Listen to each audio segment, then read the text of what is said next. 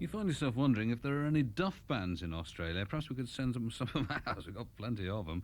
Those are the Cuckoos on Hot Records from a 12-inch EP called On the Ghost Train, and that's the point of no return. Discovered that I am Aries with Scorpio rising, which means that I could be a mass murderer. At least a mass murderer. It's very frightening. Yeah, I'm talking to Joolz. It's Poetry Corner.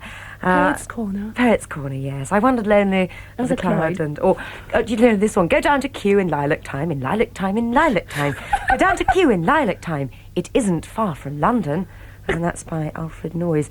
Hoping to make a stand for poetry with a bit of bite is Joolz. And Attila the stockbroker, who isn't here, but he's here in spirit, because he's stuck in Sydenham for some reason. I don't know whether the roads are blocked but his car's broken down.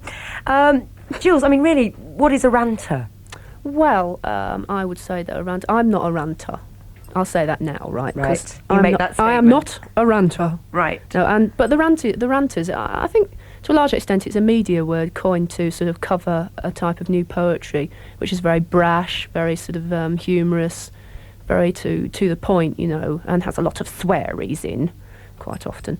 And they're usually young lads, and they get up and they're very nervous and excited, and they stand there and they sort of go on at 10 to the dozen really, really fast, you know, and then sort of rush off before the hail of bottles hits them, you know, at rock concerts and things like that. But it's very real, isn't it? Yeah, it's about real things, real everyday things, rather than sort of Kew Gardens and lilac time and other... Which can be very nice. Oh, yes, it's lovely and romantic and all that sort of thing. It has absolutely nothing to do with what's happening today at all. No. And that's what I want to get away from, I think, really. But there is a Ranters Cup final, which is... Oh, God, yes. This Sunday at the Theatre Royal in Stratford East in London. Isn't that really posh? Yes, oh, yes. And it really is run like a cup final. I mean, there are 22 poets, and nobody's allowed on for more than 10 minutes, all of this sort of stuff. Yes. Why are they having this Ranters Cup final? I don't know, but I think the FA is going to protest about me being a lady footballer at the Ranters Cup final. I think it's all to satisfy Attila's machismo, because he fancies himself in shorts. Yeah, because we must say that he's organised. Yes, he has actually. He's worked very, very, very hard, and he's gone berserk and run around like a bee with a sore bottom all day long trying to get this thing going. I can imagine him sitting in the car at the moment thinking, no. Are they saying the right thing? I know he will be saying, I should never have let her do it. She'll make a mess of it. Give us a poem. Do 17. Okay. Right. The stink of rubbish mixes greasily with drains and carpets ruined by cats. The girl sits smoking, not reading or listening to the radio, just smoking and waiting, turning the brass engagement ring on her stubby finger. It leaves a green mark. I wish Billy'd get back. God. At least he should bring some decent stuff back this time. Well, he should do. That's all my dole he's had. Well, anyhow, this is my last go, I can tell you that, definitely. I can pack it in any time I like, you know. It's just that I'm sick of this rotten flat and everything. Everyone getting at me and that. I just want a bit of a boost up. Then that's it, really. Well, I can stop tomorrow, if I want. Andy and Sue? God, I'm not like them. No, I mean, they were stone junkies, them, the pair of them. Well, I wasn't a bit surprised. Well, no one was. They were just pathetic. I won't end up like that, what? Dropping dead in some stinking slum squat. Found hand in hand at the bottom of the stairs. That's what the papers said. How sweet. Yuck.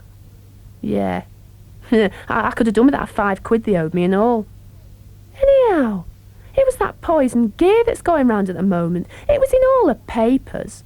Everyone knows that, but honest, they were so stupid. They'd buy Ajax if they thought you could jack it up. I wish Billy'd get home.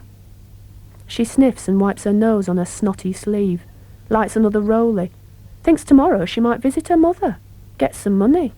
It'd be worth getting hassled for the money.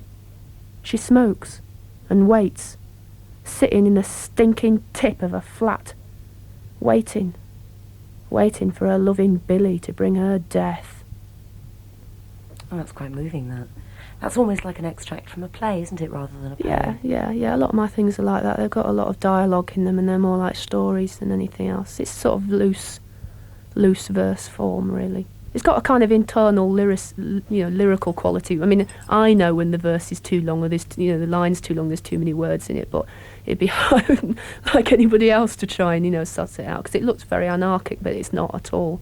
It's very controlled. When I was at school, I mean, if we were ever encouraged to write poetry, I mean, you had, unrhymed lines of 5 iambic feet or whatever, and rhyming couplets, doing it in sonnet form. Yes, iambic pentameter, blank verse and all of that.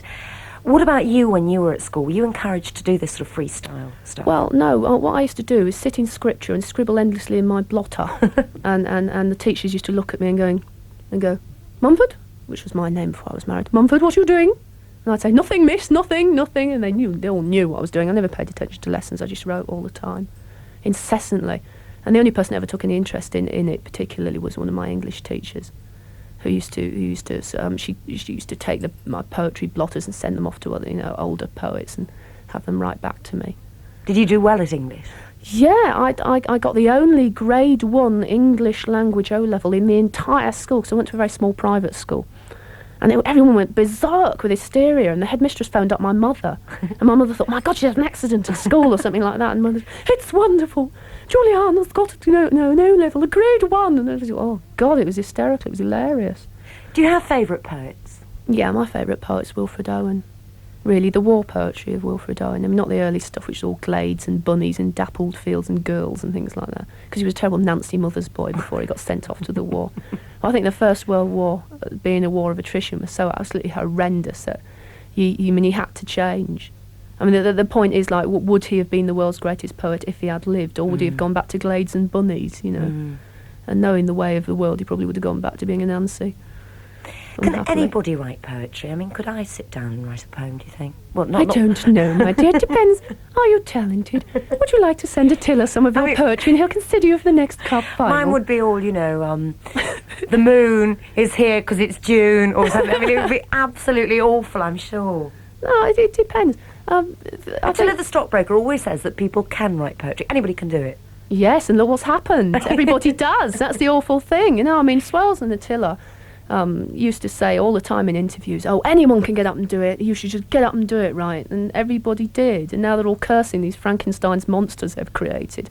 No, I don't think anybody can do it. But I think you can find the talent that you have and utilise it to your best advantage.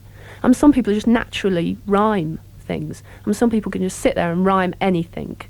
And it's just a beautiful flowing talent that they have for rhythm and rhyme. And some people think that they ought to write in rhyme, and so sort of destroy what talent they have by trying to force themselves. It's like trying to force yourself into the wrong size shoes. Yeah. It won't work. So it's best just to find out what you're best at and have a go at it. Do you think you and your contemporaries get the recognition that you deserve for your style of poetry? No, I don't, because I think a lot of the time the poetry and the literary world look down on us a lot of the time, because we are populist, because we do play mostly at rock gigs and in cabarets and gay discos and things like that, in my case. And yes, I judged the Miss Transvestite Halloween contest in Oxford just the other week. Oh, I know. But no, they don't. They look down on us and they say, oh, this is just a bit of popular trash. And I don't believe it is. Do you think that when you're dead and gone, that they'll recognise it then, perhaps? Oh, yes, because I shall have an enormous marble monument somewhere with a video slot grave that you put 50 pence in and I'll recite to you from the dead. That's why. But I will live on. There's no chance of you becoming poet laureate? Oh, yes, I do hope so. It'd be wonderful. I could do odes to Prince Harry's forthcoming wedding. Oh, Harry, you are a Larry, and all that stuff. It'd be wonderful. It'd be Betjeman revisited. It'd be bliss. Well, let me remind everybody about this event, which is taking place on Sunday. It's organised by Attila the stockbroker. I've got to give him credit because he really has put so much work into it. Yeah. He has. It's the Ranters' Cup final, which is taking place at the Theatre Royal, Stratford East in London. It starts off at 7:30, like a football match. It's a kick-off. 22 performers from all over the world, and they get 10 minutes each. If they go on any longer, Attila the stockbroker, as referee, blows a whistle and fires a water pistol. You know at what them. They say about refs. Yes. All sorts of crazy prizes in a raffle. And before all of that, in the afternoon at 2 o'clock, there will be an actual football match taking place between the Ranters and Jamming Magazine. Not in Hyde Park as advertised, but now in Hackney Marshes and at pitch 42. Are you taking part in the football match? You are joking. Have you seen my knees in shorts? I'd rather die. I? He did ask me, actually. I think he thought he ought to ask me, because of sexism and things like that. So I declined graciously with a queen-like wave of my hands. Go ahead, Tilla. Off you go, my dear. I give you my blessing. Yes, Carry on. cool. You're going to do a final poem for Yes. us, aren't you? This is Jerusalem. It's a long while since I was home. The air sharp and cold, biting round me lungs like a whip. Towering over all, that great broad sky, russet and purple, edged by the broken, blackened teeth of old factories. You can look across the moor from here, miles of it, bleak and ageless, torn through by the massive lumps of crags. Oh, I love my country. Oh, naught to do with patriotism. I love the land, my roots, my history. I stretch out my arms, I shut my eyes and feel the earth, my England. But then, I wake to know that them whose only loves are power and money have built their missile silos here. Hell pits, lined with rank on rank of grey and silent death. Tunnelled in my lands like maggots in the apple, not content to rob our children of their birthrights, they violate the land. Oh, we've talked about it for so long. Over and over, the polite cries for help and sanity. And talking time is over. Finished. Done. And now we have to stand and fight, a bloody, hard and cruel fight. Now we have to be the thorns that pierce their rotten flesh, for now we have to fight for peace and no surrender. Jules, thank you very, very much indeed. Thank you.